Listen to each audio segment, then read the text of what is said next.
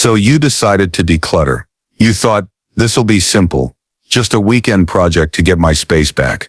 You opened a closet, pulled out a box, and figured won't take long at all. But then, you picked something up. Maybe it was a stack of your kids' drawings, the ones with tiny handprints on the back. Maybe it was your mother's chipped teacup, the one she used every morning without fail. Or maybe it was the suit from a career that defined you for 30 years. And right there in that moment you felt it. That thing no one ever tells you about decluttering after 50. It's not just stuff, it's your life. And suddenly you feel like you're being asked to throw it all away. If that hits somewhere deep in your chest, then this video is for you. Because today, we're not talking about color coding your sock drawer. We're talking about how to let go without losing who you are. And if you're ready to make space for the next version of you, gently, intentionally, and without shame, hit that subscribe button. This is Evergreen Organize. And here we don't just tidy up, we honor your story, one shelf at a time. The unspoken truth. Why this is so hard. Before we even think about a strategy or open a single drawer, we have to acknowledge a fundamental truth.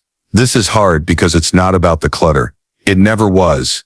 It's about memory. It's about identity. And honestly, in many ways, it's about grief. For decades, your home wasn't just a house. It was the bustling headquarters for raising a family, a launch pad for a career, a sanctuary. The things inside it aren't just things. They're anchors to the person you were in all those moments. They are tangible proof of a life that mattered. So when you pick up an object and feel a wave of emotion so powerful, it makes you put it right back where you found it.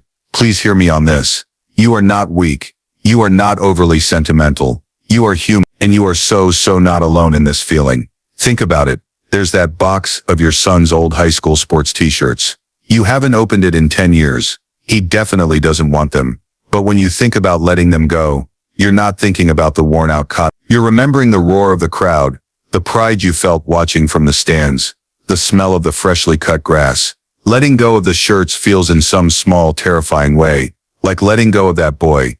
Or what about your mother's cookbook collection? You have your own recipes now. You look everything up online. But those books, with her handwriting in the margins, they feel like a direct line to her. Getting rid of them feels like a betrayal. This is the real work of decluttering. It isn't about sorting and organizing. It's about navigating the beautiful, complex tapestry of a life well lived. It's about understanding that your identity might be shifting away from parent of young kids or busy professional into something new, something that is still wonderfully you. This is a profound psychological journey, and we have to treat it with the respect it deserves. We have to be gentle with ourselves. We have to be patient, and we have to stop believing this is about willpower. It's a matter of the heart. The 3 emotional traps we fall into. Once we understand what's really going on under the surface, we can start to spot the thought patterns, the emotional traps that keep us stuck. I want to walk through 3 of the most common ones. See if any of these sound a little too familiar. Trap Gen 1. The ghost of identity. Past. This is maybe the most powerful trap of all. It's the clutter tied directly to a former version of yourself, a role that was once the center of your universe. These are the business suits from your career.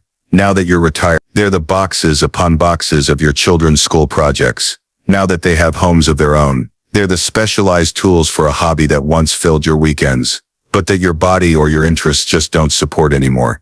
The fear here is so personal. The thought process is something like, if I get rid of these things, am I erasing that part of my life? Am I saying it didn't matter? Who am I if I'm not that lawyer, that teacher, that mom, that marathon runner? The items feel like physical proof of your history. Letting them go can feel like you're letting go of your own value.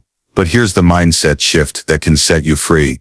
You are not erasing that identity. You are graduating from it with honor. You are integrating all those incredible experiences into the wise, multifaceted person you are right now. A university professor doesn't keep every single textbook from their freshman year on their desk. They've absorbed the knowledge. It's a part of it. They don't need the physical books to prove their expertise. Your memories and your identity are not in your things. They live inside of you. You are still the person who built that career, who raised that family, who had those adventures. Those experiences shaped you, and nothing can take that away. Letting go of the stuff simply makes room for the identity you want to live in today. Trap Gen 2. The guilt of gifts and gratitude. This trap is lined with a sense of obligation. It's the heavy crystal vase from your aunt that you've never used. It's the hand-knitted Afghan from your grandmother in colors you would never choose. It's the set of expensive china you inherited that's too formal for the way you actually live. You keep these things not because you love them, but because you love the person who gave them to you. The guilt is a double whammy. Guilt for not using it, and guilt at the thought of getting rid of it. It feels like rejecting the person and their love. The solution is to reframe what a gift really is. The true gift was the moment of exchange. The love was in the thought and the gesture. That beautiful moment is now a memory, and it is complete. The object itself is just a souvenir of that love. It is not the love itself. Here's a powerful little exercise.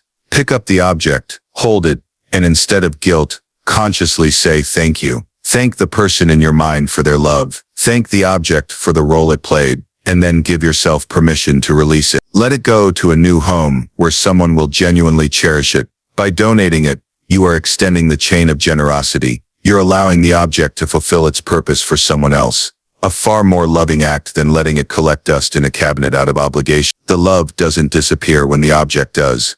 Trap Chen 3, the someday myth, and the fantasy self. This trap is all about potential. It's the dozens of skeins of yarn for the sweaters you were going to knit someday. It's the set of golf clubs for the hobby you were going to take up in retirement someday. It's the fancy dress, tags still on, waiting for an occasion that never seems to show up. And yes, maybe it's the 5 fondue sets, because back in 1984 fondue was a personality. These items don't represent your past. They represent an imagined future, a fantasy self. And letting them go can feel like admitting defeat. It feels like giving up on a dream or acknowledging that you aren't the person you once hoped you would be. It can be painful to confront the gap between our aspirations and our reality. The solution here is a radical act of self-acceptance. It's about being lovingly honest with yourself about the life you actually live and the person you actually are today, not the person you might be someday. Ask yourself with kindness, do I genuinely want to learn to play golf?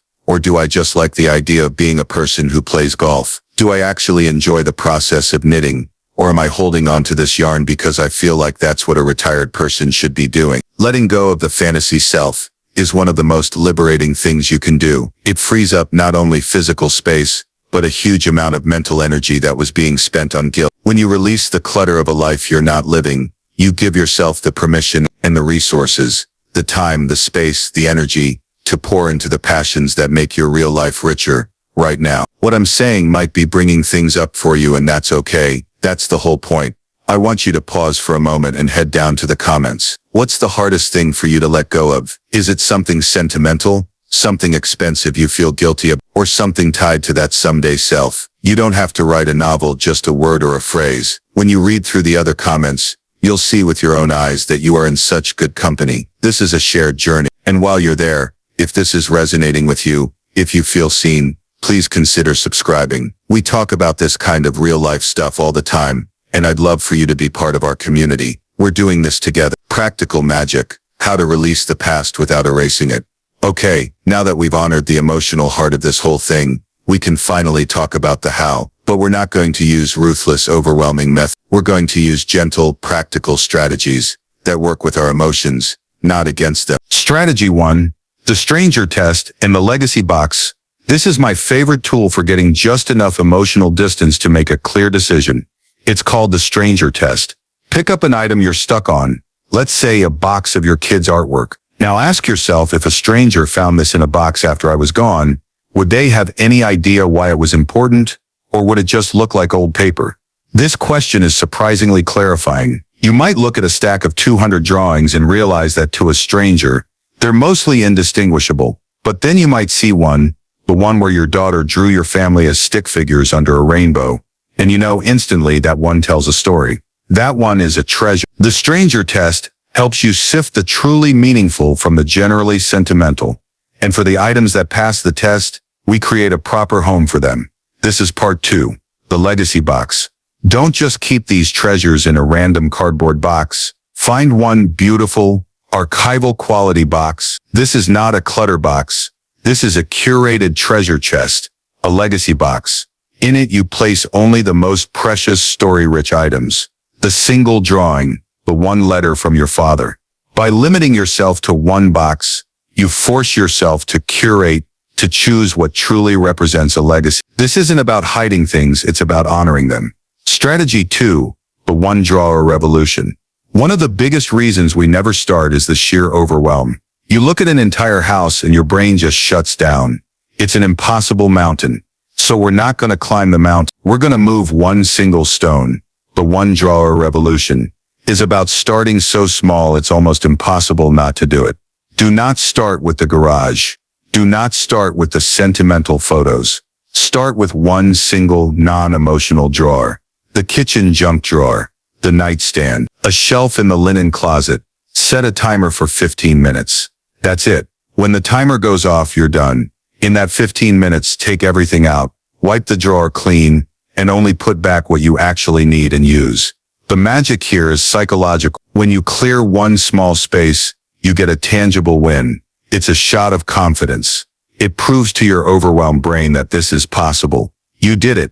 You can do it again tomorrow. Small wins build real momentum. Strategy 3, the art of purposeful rehoming.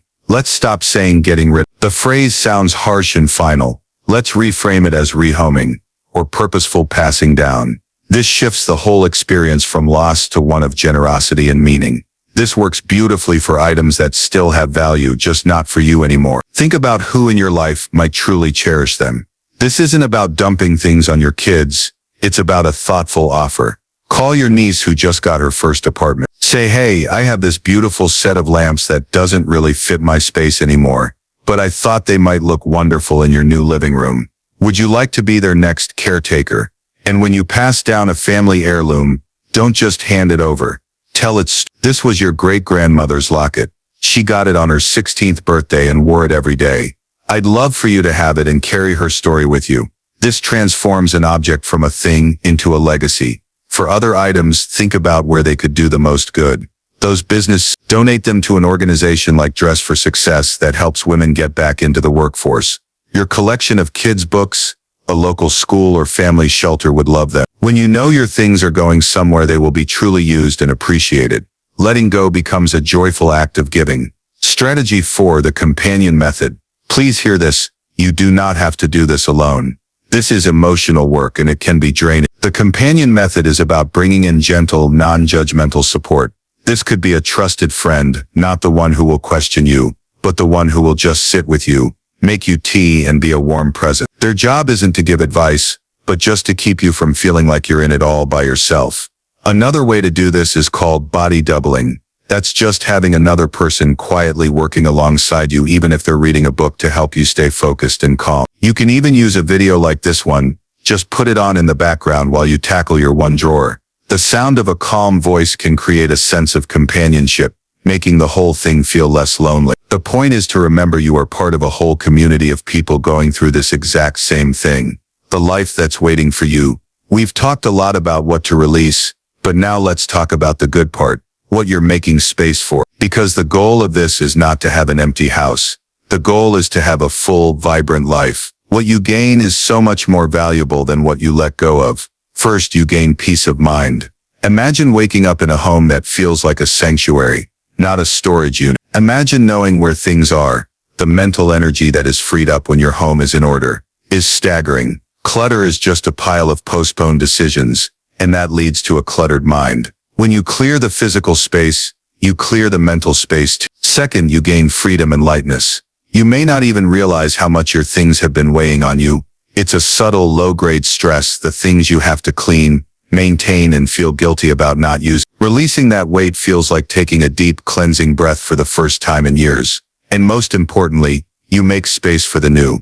Not just new stuff. You create space in your life. When your weekends aren't secretly dedicated to managing your possessions, you have time to discover a new hobby, one you actually want to do now. You have the mental clarity to join a class, volunteer, or travel. You create physical space that supports the life you want now.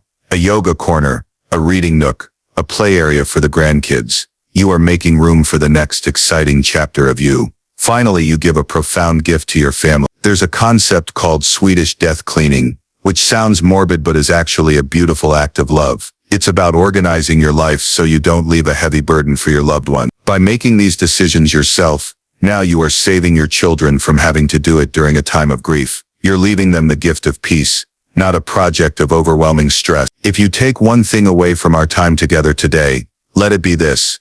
Decluttering after 50 is not an organizing project. It is an act of profound self-care. It's a chance to look back at your incredible life with gratitude, to honor every chapter. And then it is the act of turning your focus to the present, to lovingly make space for the person you are today, and the beautiful life that is still waiting for you. Your memories are safe. Your identity is secure. They were never in your things. They have been inside you all along. You are not erasing your story. You are simply turning the page.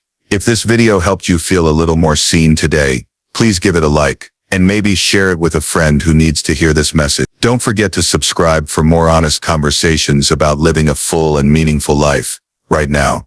My final question for you is this: what's waiting for you on the other side of letting go?